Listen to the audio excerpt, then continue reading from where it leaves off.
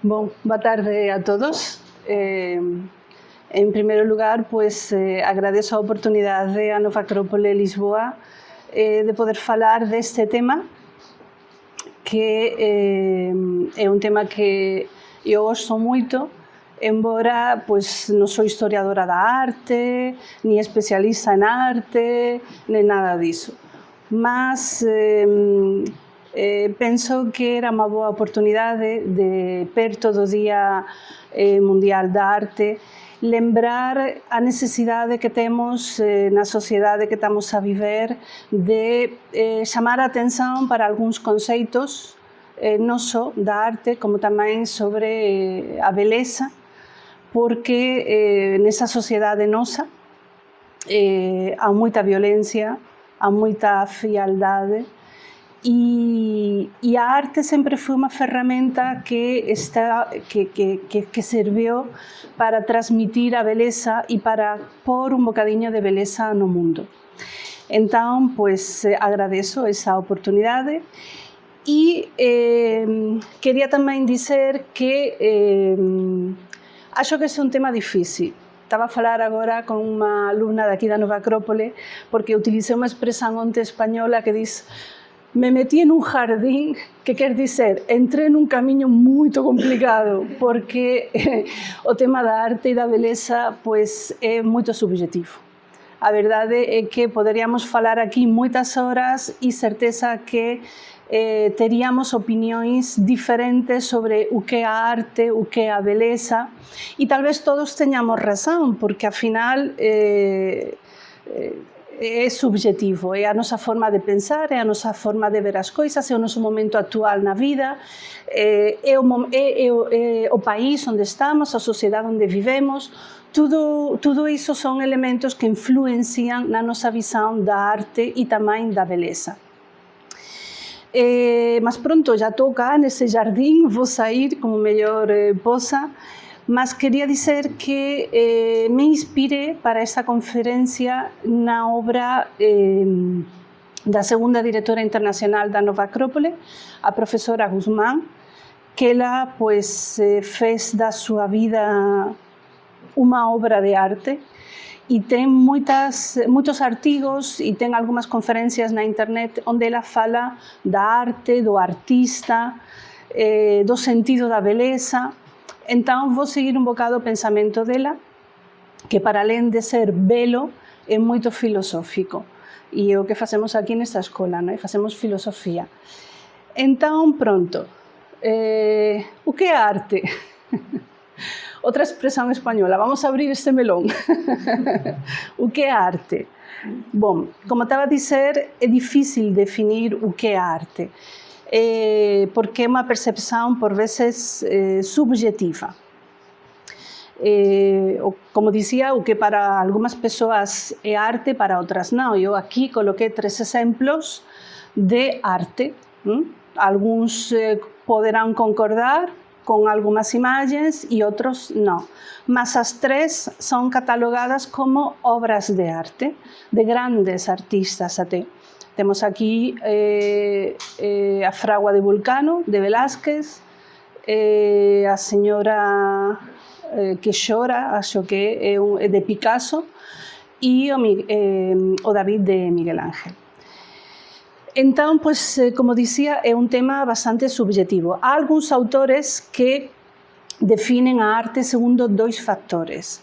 Un é o factor da criación, ou seja, unha obra para ser considerada arte ten que ter a facultade de producir coisas novas, e desto vamos falar depois. E o outro factor é o desinterese, ou seja, que a obra non seja vinculada a cualquier tipo de ataduras ou intereses.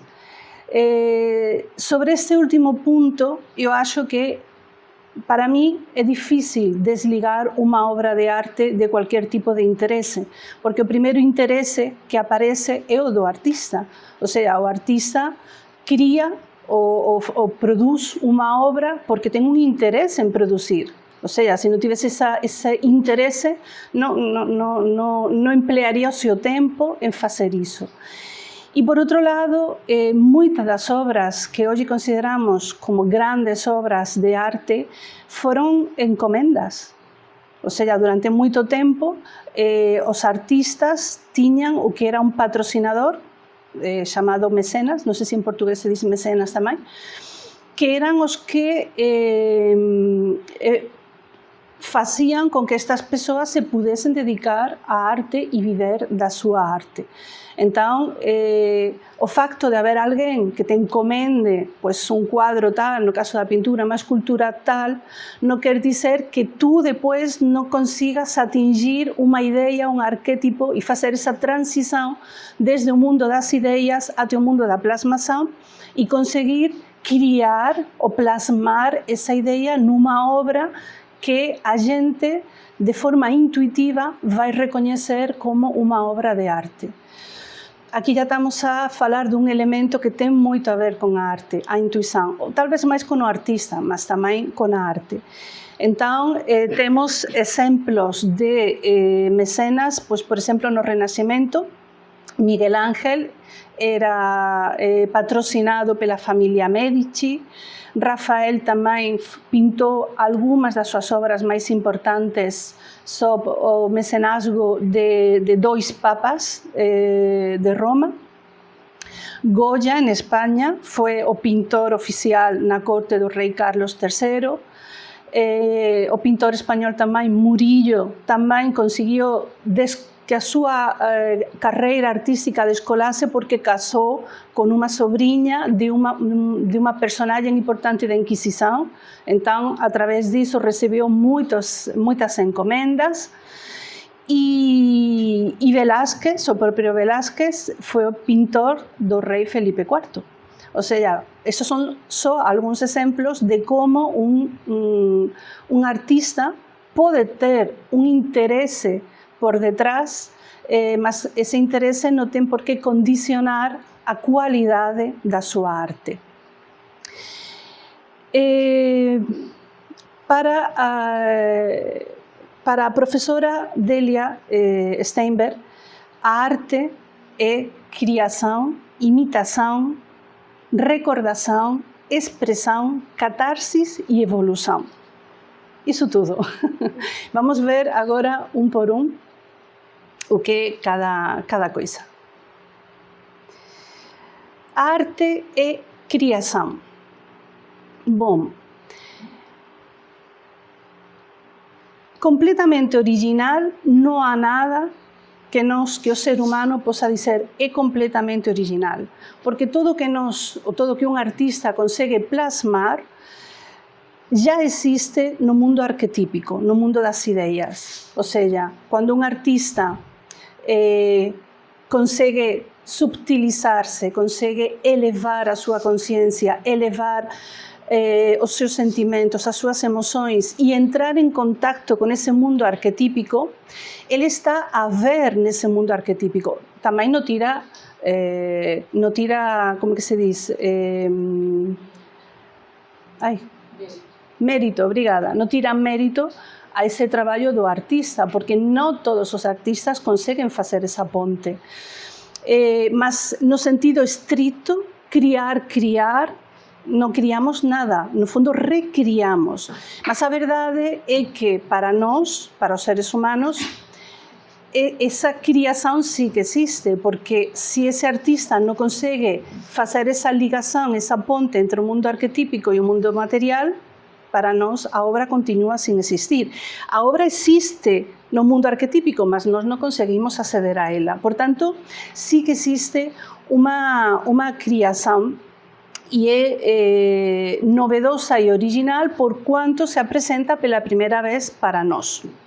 Depois, tamén há obras de arte que non son completamente originais, son recriações de elementos que já se coñecen, mas tamén ten o seu mérito. Ou seja, para mí, todo o que conseguir plasmar nunha tela, nunha pedra, nunha música, en cualquier vía da arte que nos possamos imaginar, o que o artista está a pensar, é un mérito moito, moito grande. Entón, Como diz aqui, a arte como expressão da beleza e reflexo do belo é uma realidade em si mesma. Estas são palavras da professora Guzmán. Mesmo que não existisse um único artista que a captasse e a tornasse visível no nosso mundo, é o artista quem deve atingir a altura da arte e não se contentar com chamar arte a qualquer outra atividade ou pretensa criação. Bem, a arte é imitação.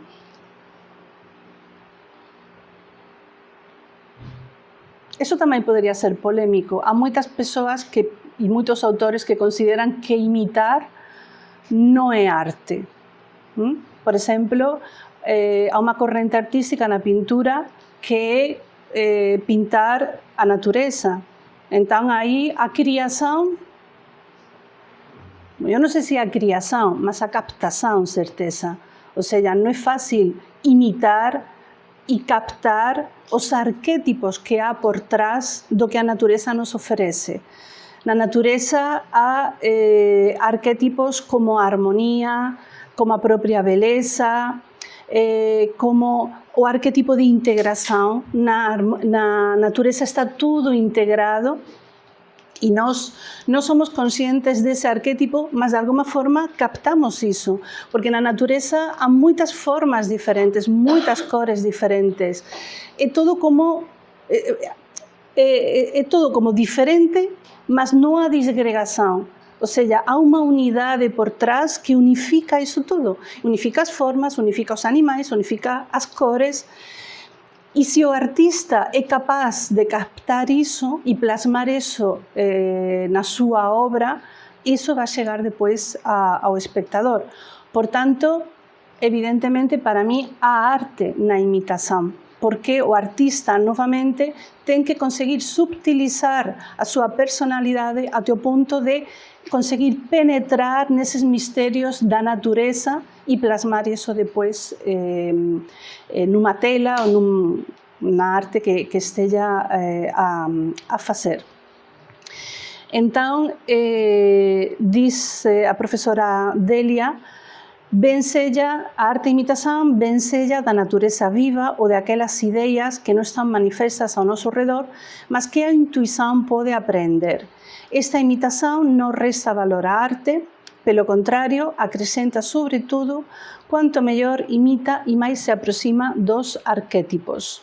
Da imitação passa então para a experiência certa da realidade. Temos que pensar também que quem mais aprende quando está a trabalhar com a arte é o artista. Ou seja, quem realmente vive o processo de transmutação da arte é o próprio artista, porque é o artista quem vai trabalhar consigo mesmo, com o seu interior. Nós, depois, os que não somos artistas e vemos as obras, poderemos captar algumas coisas, mas realmente quem mais subtiliza, ou quem mais tem que viajar para o seu interior é o artista. Depois, Délia, essa imagem para mim é fabulosa. E não é assim tão conhecida, eu reconheço que a conheci graças ao professor José Carlos, o Cristo Pancreator, penso que é, tenho aqui, de Leonardo da Vinci. Salvator Mundi é a obra de Leonardo da Vinci e é fabulosa. Bom, por que a alma é recordação? Pois porque, como estávamos a dizer, o artista precisa entrar em contato com a sua própria alma para entrar no processo da criação. Ele tem que fazer uma viagem interior e procurar dentro de si mesmo essas experiências que não podem ser expressadas com a mente, mas que precisam do caminho da intuição para serem plasmadas.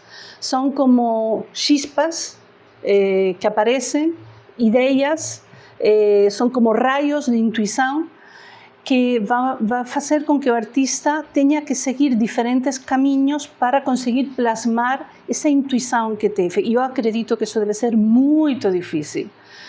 Eu, repito, não sou uma artista, então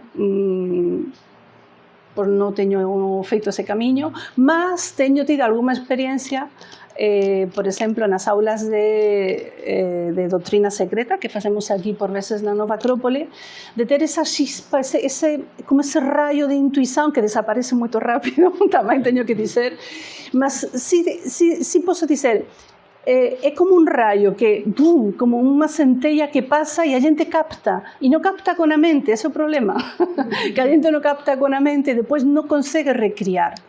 Entón, eu acredito que o artista, para poder recriar esa centella de intuición que pasou, esa xispa, o traballo ten que ser moito, moito complicado.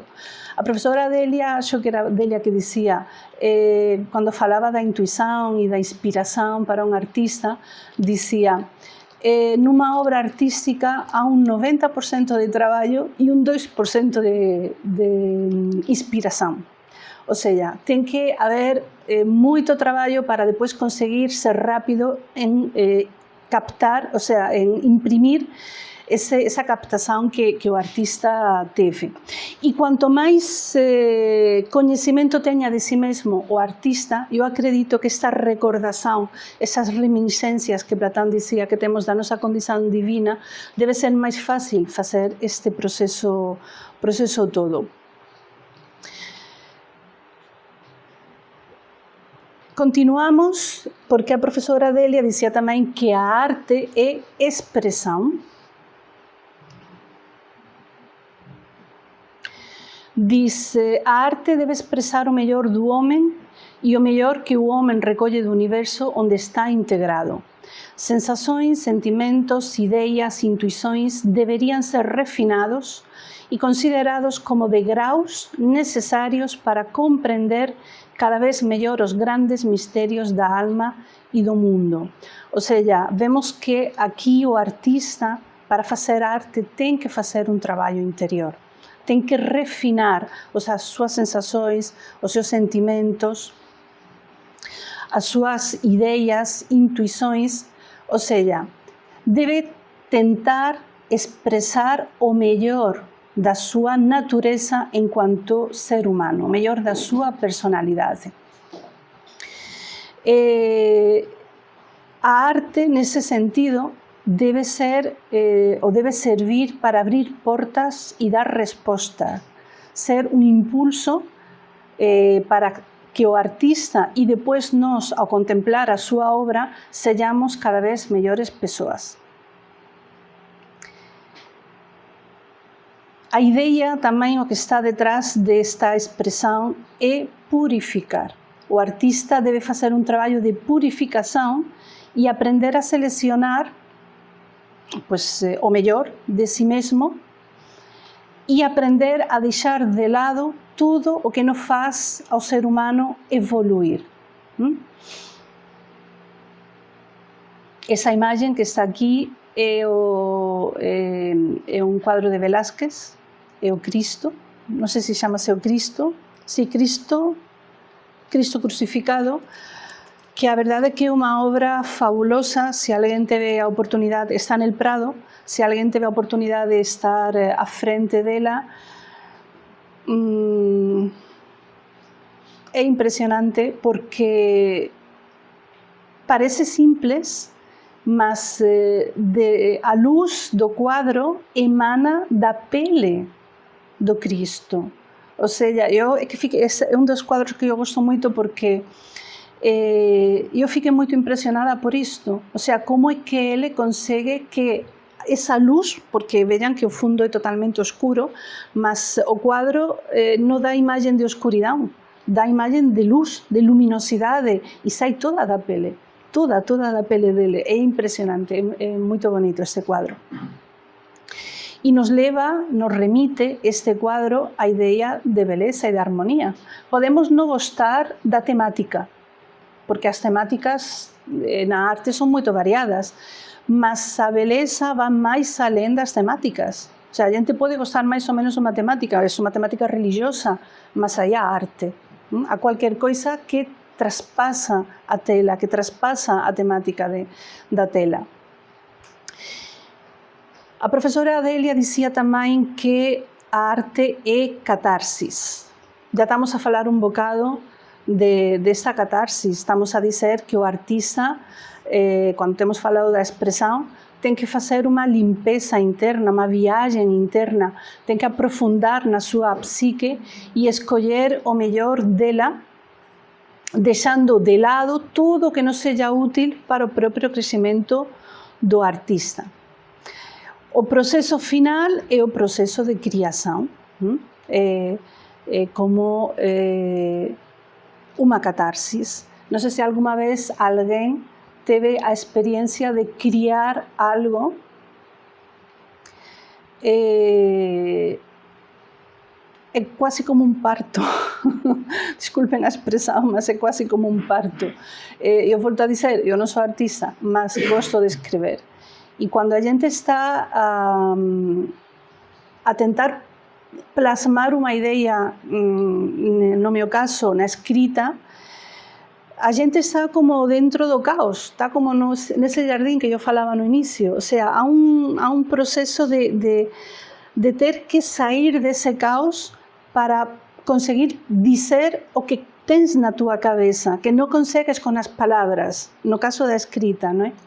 Então, no fundo, é uma catarsis, porque a gente tem que enfrentar-se a muitos dragões, a muitos medos. O medo a não encontrar as palavras, o medo a não conseguir plasmar o que tens na cabeça, o medo à página em branco, o medo ao tempo. Ou seja, é um processo de criação. E eu acredito que em todas as artes tem que ser a mesma forma, tem que ser o mesmo processo.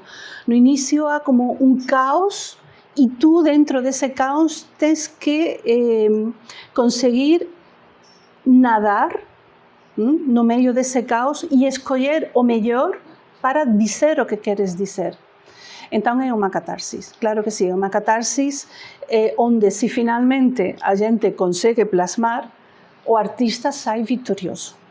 E se não se consegue plasmar exatamente o que estavas a pensar, porque por vezes saem outras coisas, nesse processo o artista aprende também. Aprende de si mesmo, aprende talvez a não ir por lugares que não quer ir, ou a não utilizar técnicas que não vão dar certo. Então, evidentemente, a arte é uma catarsis, porque o processo de criação é doloroso. Por isso eu fiz esta comparação com um parto, porque é doloroso, provoca dor. Há gente que não. Eu conheço gente que, por exemplo, na escrita diz, vou escrever, e começa tu.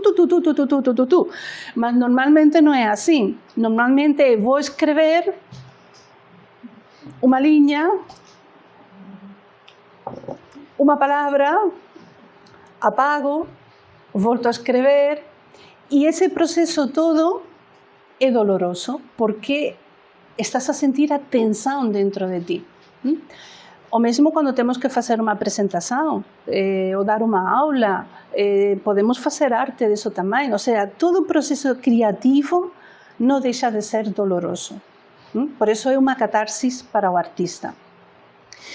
E por que evolução? Pois porque, como estava a dizer antes, se nesse processo criativo, depois dessa catarsis, e depois de conseguir ou não plasmar a ideia ou as ideias em obra, o artista fica mais forte. O artista sai desse processo fortalecido.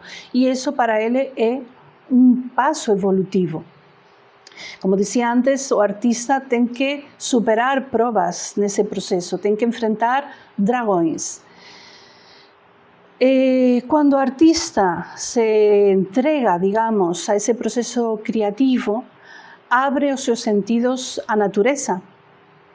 E se a inspiração chega, e se o artista está em condições de receber essa inspiração e de entrar nessa captação que falamos antes, ele pode penetrar mistérios que, através da mente, talvez seja muito mais difícil de conseguir.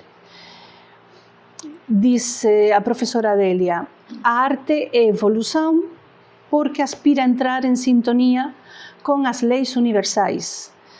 Recomendação da iniciática, é que sem óculos não vejo, da obra iniciática de A Voz do Silêncio. Ajuda a natureza e traballa con ela, e a natureza considerarte-a como un dos seus criadores e te prestará obediencia, e abrirá ante ti os portais das súas cámaras secretas. Apenas mostra os seus tesoros ao ollo do espírito. E o filósofo Cyril Ram, tamén quinto director da Sociedade Teosófica, dicía: o obxectivo dun aspecto da evolución é pôr de manifesto a beleza oculta das coisas. No homem é a beleza de corazón, de mente e espírito máis do que unha simples forma externa. Bom, e isto nos leva un bocado tamén a perguntármonos cual é a función ou cual é a finalidade da arte. Se a arte ten alguma finalidade ou se é simplesmente criar por criar. Bom, de todo o que temos falado até agora, penso que podemos deducir que a arte ten unha finalidade transmutadora, ou seja, para o artista e tamén para o espectador se conseguimos penetrar nese misterio que há por trás das obras. Mas há outra finalidade da arte que ten a ver con a ética, ou seja, a estética, sobre todo para os clásicos, ten que ir da mão da ética. Quando a arte é verdadeira e é portadora de unha mensaxe, os conceitos éticos non se poden separar dos conceitos estéticos. Ou seja, ten que haber unha moral por detrás da arte. E esa moral ten que ser unha moral atemporal, porque senón ficamos presos nas modas e a arte pois já non cumpre esa función transmutadora. Unha obra que seja verdadeiramente arte vai transformar e transmutar as persoas de todos os tempos, non simplesmente as persoas de unha época. Iso, por veces, já non é arte, é moda. Delia diz tamén que a personalidade do artista fica refletida na súa obra e por iso é tão importante esa transmutación interna do artista e é tão importante que o artista consiga evoluir para o ben e consiga evoluir para o belo. Ela diz que quando o artista é grosseiro, é burdo, a súa arte vai refletir tamén esa grossería, se pode dizer, esa grossería da pessoa. Então, a arte ten esta función purificadora, transformadora e transformadora moral. Aquí a estética promove a ética, de igual forma que a ética profunda e atemporal reaviva o conceito de beleza. Há moitas formas de verdadeira arte, mas todas elas têm por característica a armonía e o impacto que producen na alma. Ou seja, eu non sei se estou enganada con isto que vou dizer, mas é unha coisa que eu penso. Eu penso que quando a arte precisa de moitas explicações, non há moita arte aí atrás. Porque aí já deixamos a intuición de lado e temos que traballar moito con a mente. Então, a arte é que capta-se. Quando a gente ouve unha melodía que impacta na alma, a gente non precisa de moitas explicações para sentir ese impacto.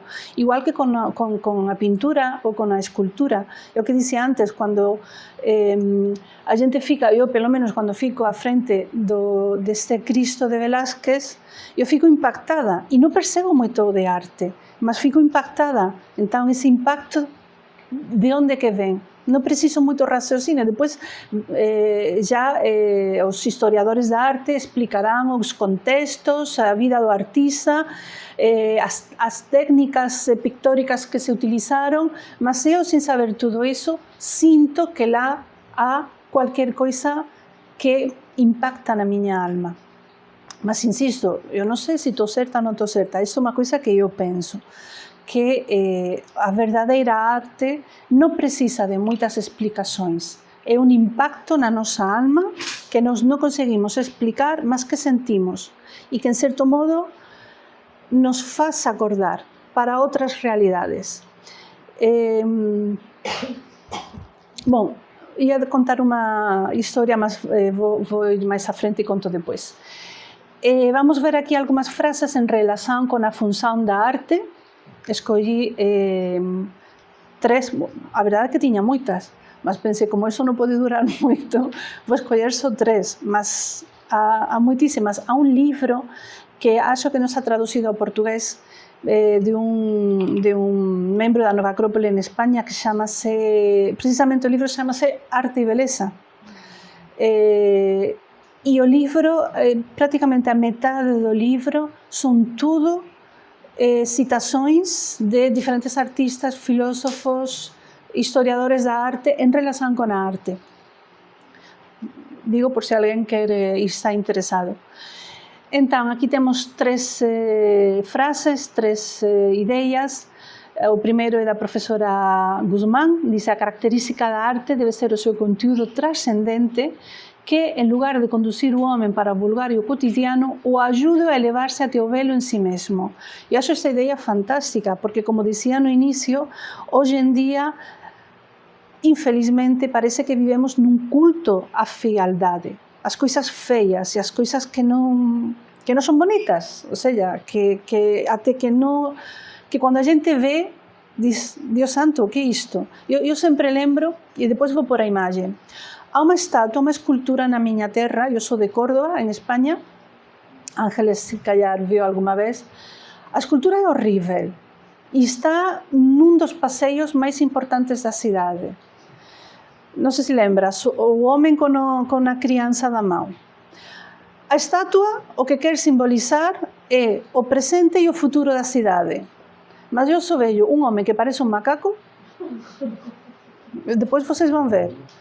E eu penso, se a gente não diz que isto é o que simboliza a estátua, eu vejo um macaco em bronze, sinceramente, porque não há beleza na estátua, não há beleza, ou seja, outra coisa que também me impacta, na arquitectura, por exemplo, insisto que tudo isto são ideias subjetivas e conceitos subjetivos.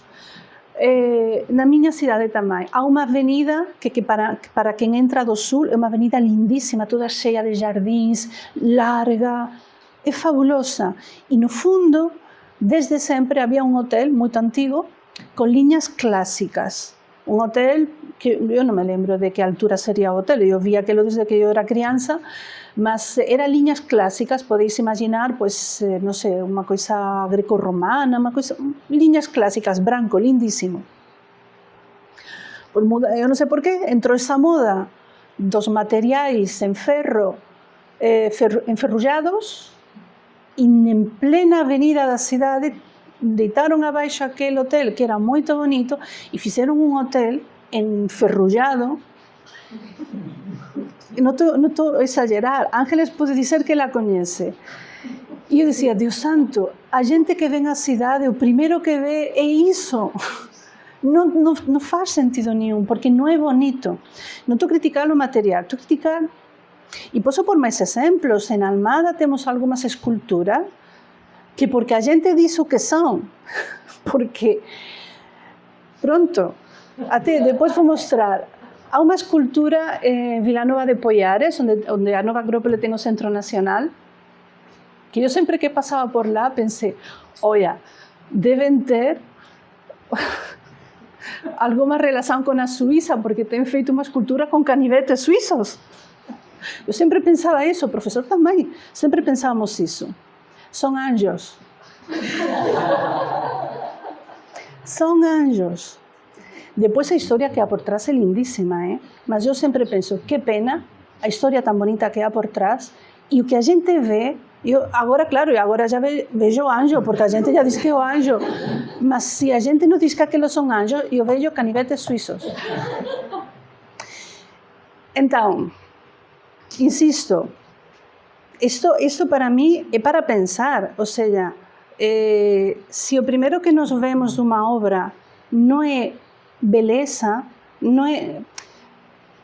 alguma coisa non estamos a facer ben. Sella a obra que sella, estos son exemplos pronto da miña vida que eu me teño encontrado.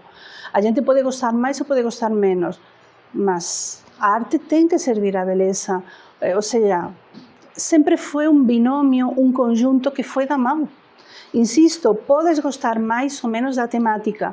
Há cuadros que eu non gosto, mas non gosto da temática, mas recoñezo que ten cualquier coisa que prende. E non gosto da temática. Eu non gosto da temática religiosa, por exemplo. Mas vejo unha virgen das rocas de Leonardo e recoñezo que lá há coisas que a xente di, wow, cá cualquier coisa. Ou, por exemplo, que teño, non me lembro de todos, o que vimos antes, este cuadro de Sorolla, a xente pode gostar máis ou menos da temática, mas a xente ve o cuadro e pensa, que bonito. Há cualquier coisa aí que me prende, o que? Sorolla tiña un dominio da luz que era unha coisa loca. E a xente está a ver dúas señoras na praia, mas non son só dúas señoras na praia. E eu, é así, agora estou a pensar, eu escollí obras clásicas, mas há artistas modernos que son fabulosos. Depois, no final, vou mostrar un artista que eu gosto moitísimo, que é un joven de Sevilla, que chamase Rubén Belloso. Ele pinta en pastel. E, bom, vocês depois vão ver as imagens, é maravilhoso. Ou seja, eu fui para o clássico, mas hoje em dia há artistas muito bons. Bom, então, continuando con os conceitos, as ideas da finalidade da arte. María Zambrano, que foi unha filósofa e unha ensayista española do século XX, dicía: entre tantas coisas que os europeos modernos ten esquecido, está a función medicinal da arte, o seu poder de cura quasi mágico, a súa taumaturgia legítima. O sea, vean a finalidade que ela ve na arte, unha función medicinal. E Gina Rajadasa, que foi o cuarto presidente internacional da Sociedade Teosófica, diz: cada arte é unha magistral asinatura do conceito que unha nación ten do justo e do injusto, do alto e do baixo, do moral e do inmoral. Bom, e que relación ten a arte con a beleza? Teño aquí apuntado. Esta obra é a Virgen do Véu, de Estraza. Fabulosa. Impresionante. Bom, pois, que relación ten a arte con a beleza? Pois, como dis, sempre foi un binomio que ia da mão. Sempre ian arte e beleza como que estaban conjuntados, non é? O verdadeiro arte debe conducirnos á idea de unidade. Podemos non saber quais son as técnicas que o artista utilizou, porque esos son os artistas que saben, os historiadores da arte tamén. Podemos non saber que técnicas foron utilizadas, non saber as regras desa arte, mas sentir, sim, o seu efeito na nosa consciencia. A arte con beleza ten un efeito integrador para a nosa consciencia. Como dicía antes, nos leva para a idea de unidade, para a idea de concentración. Sentímonos ben perante unha obra de arte que ten beleza. E eu quería aquí, o que quería contar antes, que, pois como dicía, eu non percebo moito de arte, mas gosto moito de arte. E lembro-me de unha vez que eu estaba no Museo del Prado e estaba por ali perdida, nunha sala de pintura, acho que era pintura española, do século, finais do século XVIII, do século XIX, non me lembro moito ben. E fiquei delante, o sea, frente a un cuadro. Era un retrato Depois, no final, vou mostrar tamén un retrato da raíña María Cristina. Un retrato, simplesmente un retrato. Mas eu fiquei fascinada. Fiquei fascinada. Por quê? Porque a perfeição das pinceladas, como ele, sem eu saber nada de pintura, insisto, como o pintor tiña conseguido plasmar as rendas, as joias, a luz das joias, todo o vestido rico que levaba uma rainha, o vestido rico, era uma coisa fabulosa, mas fabulosa. Eu fiquei prendada. O autor chama-se Vicente López, século XIX. Eu fiquei fascinada, porque eu pensei, eu não sei a técnica que ele utilizou neste quadro, mas eu estou a conseguir ver a maravilha que ele criou com essa técnica. Ou seja, e a sensação de beleza, simplesmente de beleza, de harmonia, de perfeição, era muito grande. Então, a arte com beleza é importante, porque transmite e faz com que a nossa consciência fique como integrada e ajuda a conectarmos com essas ideias arquetípicas que há por trás das obras. Delia dizia, o que diz aqui, a arte põe-nos em contacto com a beleza no seu sentido mais elevado, aproxima-nos da harmonia e do equilíbrio exterior e interior. E agora vamos abrir outro melão. Vamos entrar noutra polêmica que poderia ser: o que é a beleza? Se dizer o que é arte é difícil, dizer o que é a beleza, pois ainda mais, não é? O que é a beleza? Eu escolhi aqui 3 imagens que para mim transmitem beleza. Uma imagem de uma rosa, que para mim transmite a imagem da perfeição, a imagem da natureza, da perfeição da natureza. Uma imagem de uma obra de arte, nesse caso uma joia, porque acho que é fabulosa também o que os orfebres, os joalheiros, não sei como se diz em português, conseguem fazer com as pedras e com os metais, é arte também. Essa tiara, até uma tiara que tem muita história por trás, mas para mim é uma obra de arte. E depois 2 pessoas, que não sei quem são, porque escolhi a imagem, que acho que transmitem beleza também. São, pues, um casal bonito, transmitem beleza. Então, antes de começar a falar da beleza, eu queria projetar um vídeo que acho muito interessante. Eu centrei a procura nos ideais de beleza feminina porque acho que também é o mais fácil de perceber como a beleza vai adaptando-se às diferentes épocas históricas, às diferentes sociedades, às diferentes regiões do mundo. O conceito de beleza, os cânones da beleza mudam com o tempo, porque as formas mudam também. Encontrei um vídeo, mas não trouxe, muito interessante, por exemplo, da evolução do cânon de beleza feminina só no século XX. Só no século XX já mudou. Minha avó paterna levava saias até os pés. Eu lembro-me dela com saias até os pés. E passou a vida toda vestida de preto. A mãe do professor ainda tem fotografias da família dela com vestidos do século XIX, aquelas saias compridas. Hoje levamos calças, bom, que leve calças, que são a mínima expressão de calça, que a gente diz que é uma calça por dizer alguma coisa, mas pronto, está no limite, e algumas até por cima do limite. Ou seja, veja só, num século e meio, como é que a moda mudou. E o ideal de beleza também.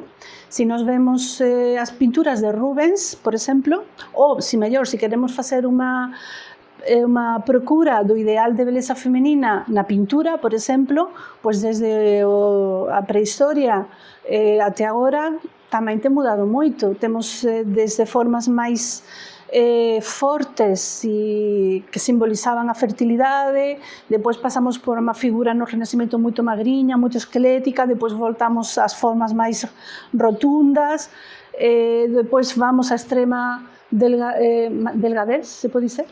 Magreza, a extrema magreza, en fin, agora estamos na época dos músculos, as formas mudan. E con iso, o ideal de beleza parece que muda tamén, mas será que muda o ideal de beleza é sempre o mesmo? Esa para mí é a grande pregunta. O sea, muda a beleza realmente, o ideal de beleza, ou mudan as formas en como ese ideal de beleza se plasma? Porque moitas e vou dizer entre aspas, ideal de beleza responde a modas. Por veces responde tamén a intereses económicos. Vamos facer as persoas moito magriñas para que eu teña, en lugar de 2 fileiras no avión, teña 3. Por exemplo. E en lugar de facer 2 calzas con este pedazo de tecido, en lugar de 2, faço 4. E meto as persoas en coisa máis pequenina, mas eso é velo. Eso é o ideal de beleza ou esa beleza responde a unha moda? En fin, vamos pensar nisso agora, mas vamos ver este vídeo, se eu consigo. Hola. Aquí.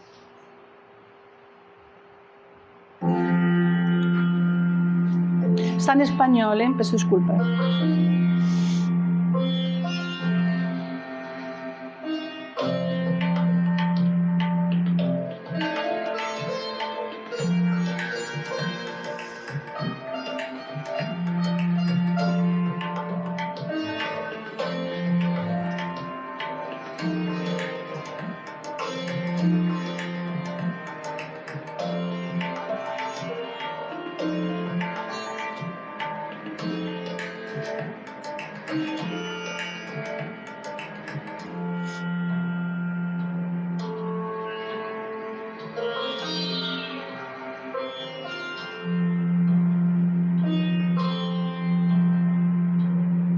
Está a facer un percurso pelo ideal de beleza femenino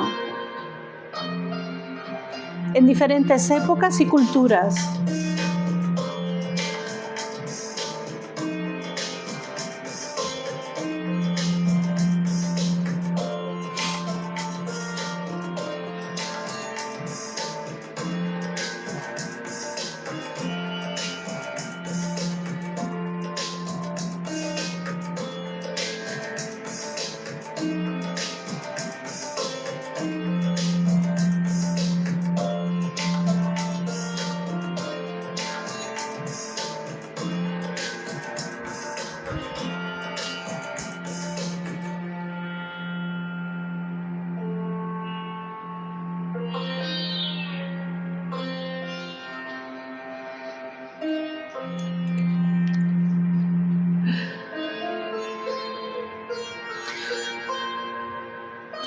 Os pés pequeninos, símbolo, o sea, má deformación era símbolo de beleza.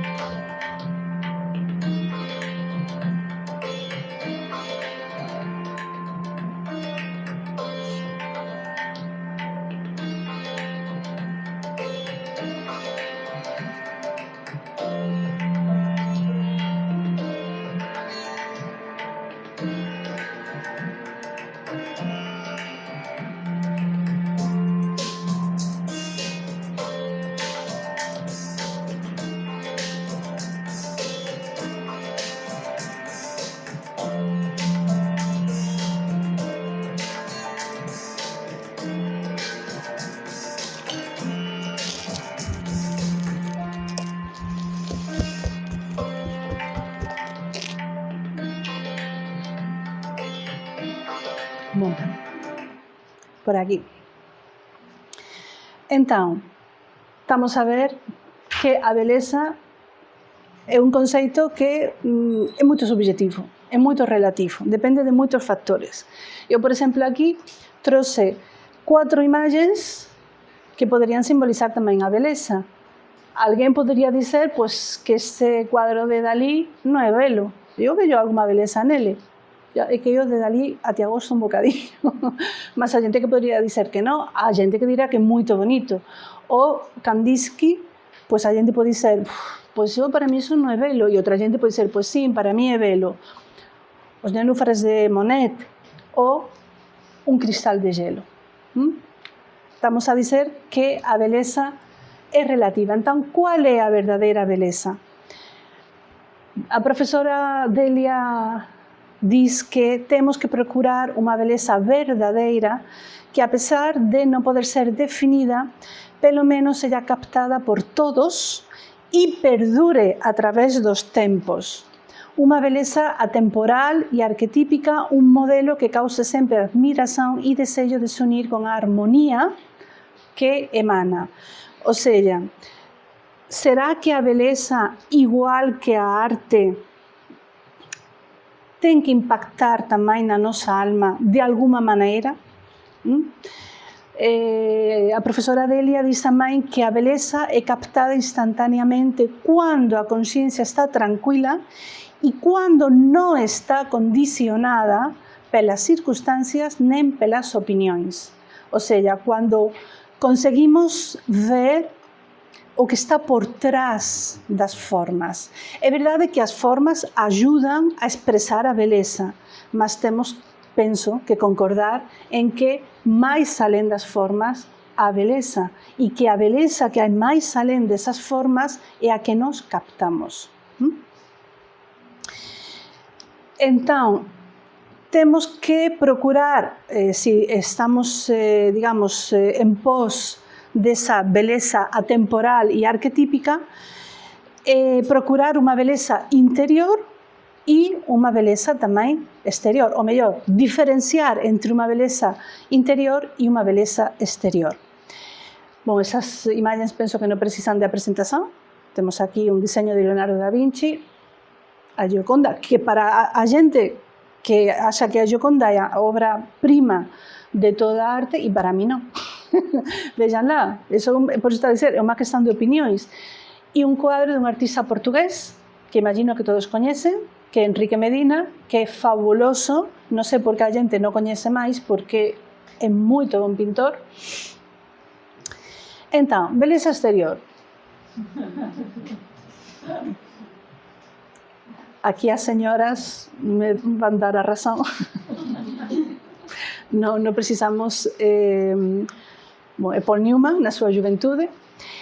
Mas diz, a beleza exterior fundamentase sobretudo nas formas que, gostemos ou non, mudan e morren.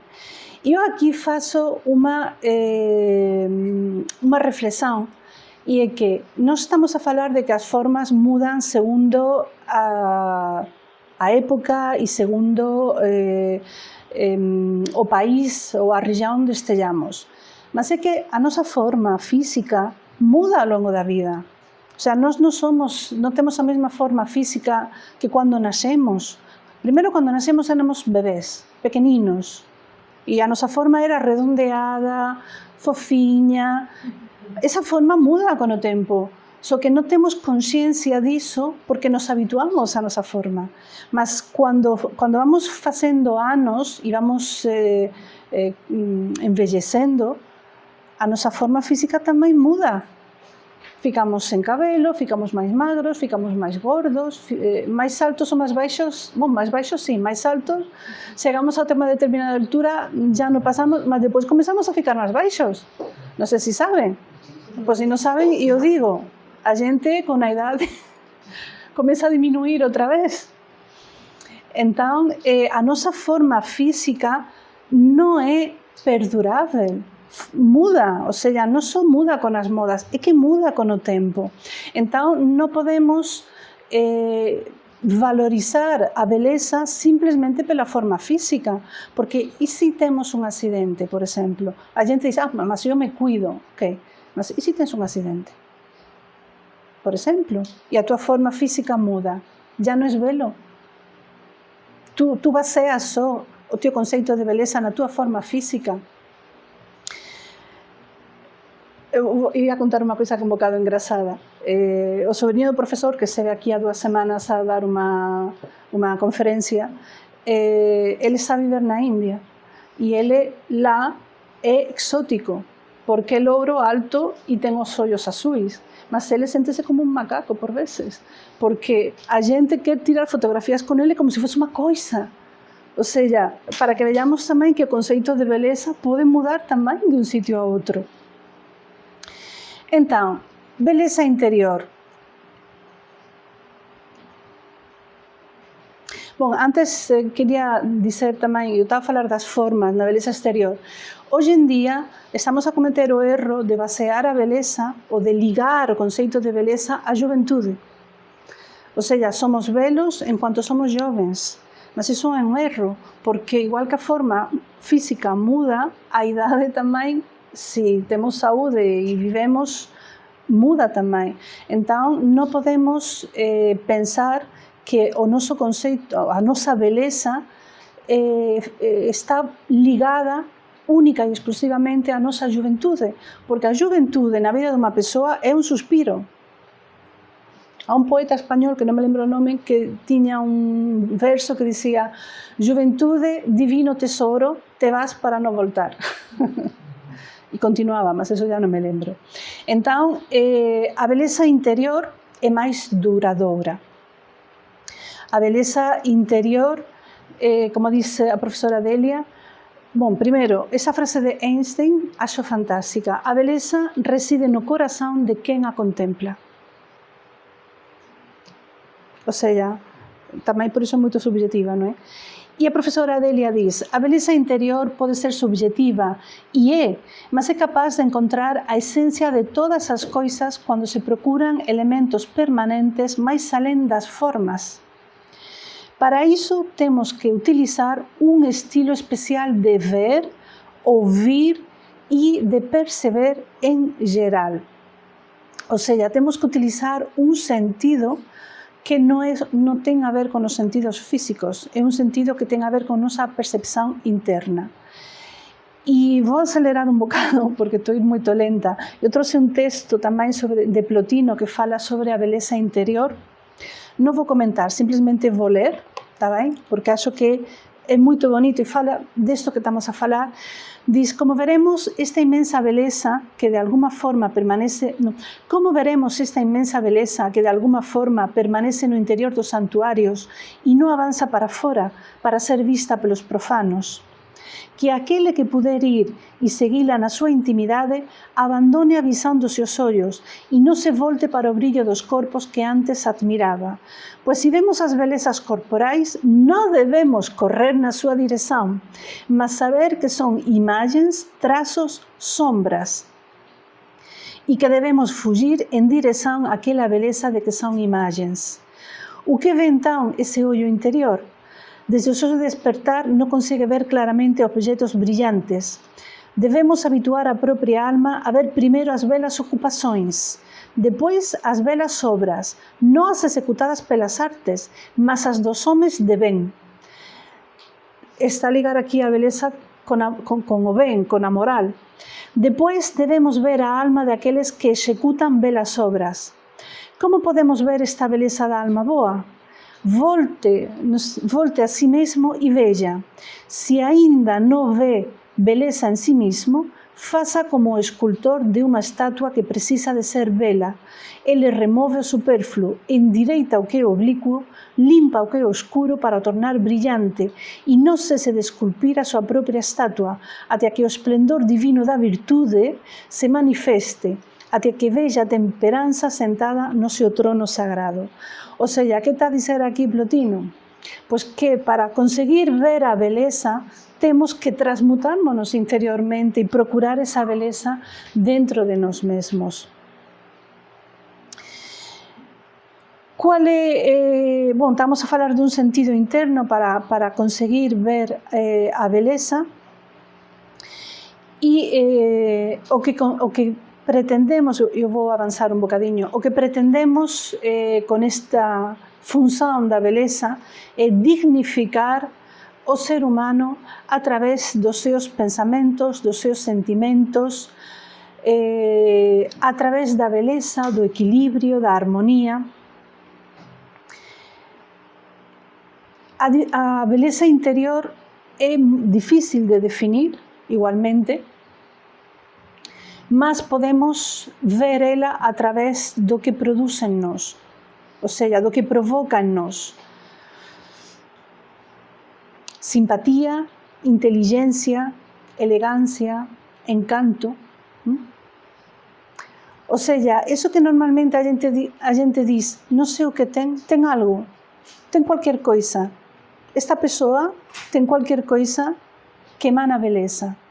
Quanto máis virtude, quanto máis moral, quanto máis ética seja a persoa, máis bela internamente é. E esa beleza traspasa as formas. Há persoas que non ten os ollos, os sentidos internos preparados para ver esa beleza, mas por qué? Porque apenas ven formas físicas, apenas ven a beleza das formas. Esas persoas son as que depois ten moitas dificultades, cando o tempo pasa e esas formas já non son belas. Cando o tempo desgasta a beleza das formas. E aí ven a inseguranza, a tristeza, o vacío interior, porque habituaron a ollar, como dice o Principeciño, non a ollar con os ollos da alma. Ben, vou avanzar máis un bocado. A arte como camiño de realización. Para o ser humano, a arte sempre foi unha ferramenta para tomar consciencia de determinadas realidades, pois eso, a través da arte, né?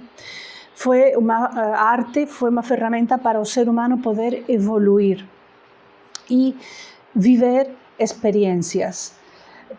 A través de cualquier arte, e eu trouxe aquí algunhas, as máis, talvez máis recoñecidas, pois a pintura, a escultura, a música, a danza, mas aquí faço unha salvedade, vamos ver que danza tamén, porque as danzas, en fin, non toda a danza tamén é bela.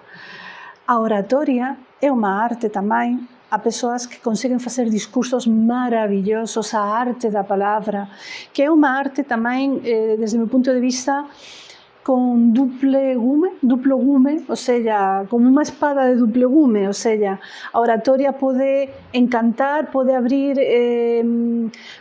a nosa mente e os nosos ouvidos a realidades maravillosas e pode magoar moito. Por tanto, é unha arte que é preciso coñecer e dominar. O teatro e todas as artes escénicas, a poesía, evidentemente, é unha arte tamén. E eu trouxe outra que a profesora Delia fala moito dela e eu considero moito importante no noso tempo actual, que son as relações humanas. A arte de saber conviver. Porque conviver é unha arte. É unha arte da cual non se fala, mas precisamente porque non se fala, hoxe en día é moito necesaria. Perdón, porque o guión se foi para cima todo. Bom, o filósofo Sirram baseaba ou daba moita importancia a saber colocármonos no lugar dos outros, porque saber colocármonos no lugar dos outros facilita moito este convivio entre as persoas. Os relacionamentos humanos se benefician moito cando temos desenvolvido esa capacidade de comprender os outros, de sabermonos colocar no lugar dos outros, de ver os outros como irmáns, non como inimigos, non como persoas que nos van facer mal. Iso facilita moito as relações humanas. Ele dicía: podemos perceber que moitas das perturbacións entre diferentes nações, entre razas e comunidades, e as perturbacións sociais e persoais son causadas simplesmente pela falta de rectidão e imparcialidade necesarias para comprender o punto de vista dos outros. Frecuentemente, cando ouvimos, tratámolos con pouca cortesía. E iso me leva a dúas reflexións. Comprender o punto de vista do outro non quer dizer renunciar aos nosos puntos de vista. Isto é o erro, eu penso, de base para a falta de fraternidade. O sea, comprender o punto de vista do outro é estar aberto a ouvir opinións diferentes da nosa, que até poden ser unha porta, unha abertura para nos entrar en contacto con ideas que non coñecíamos antes, ou unha forma de ver as coisas diferentes, mas non quer dizer que teñas que concordar, mas si tens que respetar. Porque o punto de vista do outro, para o outro, é tan importante como para ti o teu. Entón, iso é unha idea. E depois, a outra idea é a cortesía. A idea de cortesía, hoxe en día, está tamén moito denostada porque está relacionada con a falsedade. Mas a cortesía, no fundo, é unha ferramenta. O sea, colocármonos na posición do outro, no lugar do outro, é unha forma de cortesía. A cortesía verdadeira cortesía, ten moito a ver con a generosidade. Volto á mesma idea, colocármonos no lugar do outro. Iso é cortesía. E cortesía tamén respeitar as opinións dos outros, cortesía tamén recoñecer que as diferenzas entre as persoas de opinións, de tudo, opinións, lingua, país, tudo, enriquecen en lugar de disgregar. Estamos a falar desde o inicio que a arte ten moito a ver con a idea de unidade, pois ser cortés é tamén facer un chamado, unha chamada a esa idea de unidade tamén. Ver que o que nos face diferentes é o que nos pode enriquecer tamén, en lugar de utilizar esas diferenzas para afastar, como motivo de disgregación. O sea, é tender pontes en lugar de levantar muros. E esa cortesía final nos vai conducir para a idea de armonía que está tan presente na arte e na beleza. Teño aquí algunhas frases, ya prácticamente para terminar, que falan destas relacións humanas e da arte. Diz: non saberemos viver de forma verdadeira, rápida e prudente até que tamén aprendamos a viver belamente. En todas as grandes civilizacións antigas, a arte ten sido utilizada para ampliar a comprensión, para levar os homens e as mulleres a unha experiencia da realidade máis elevada do que aquela que poderían alcanzar individualmente se estivesen limitados aos seus propios recursos. A arte non existe apenas para ser apreciada, mas tamén para iluminar. As condicións máis elevadas foran depositadas nos brazos da arte e iso aproximou da intuición simples e nobre do home. A razón, a forza das explicacións, por veces fragmenta a vida, afasta da súa unidade esencial e torna a deshumana. A arte, por outro lado, ensínanos a amar, a unir e, por consiguiente, a viver. E, bom, penso que con isto termino a miña presentación por aquí. Espero que teñan gostado. Quería ter falado un bocadiño máis da cortesía, mas acho que já estou moito no limite do meu tempo. E, bom, espero que estas pinceladas, nunca mellor dito, en relación con a arte e con a beleza, pois teñan sido inspiradoras e teñan sido, pelo menos, unha excusa para que cada un de nós nos aproximemos un bocadiño máis da arte e da súa beleza. Moito obrigada.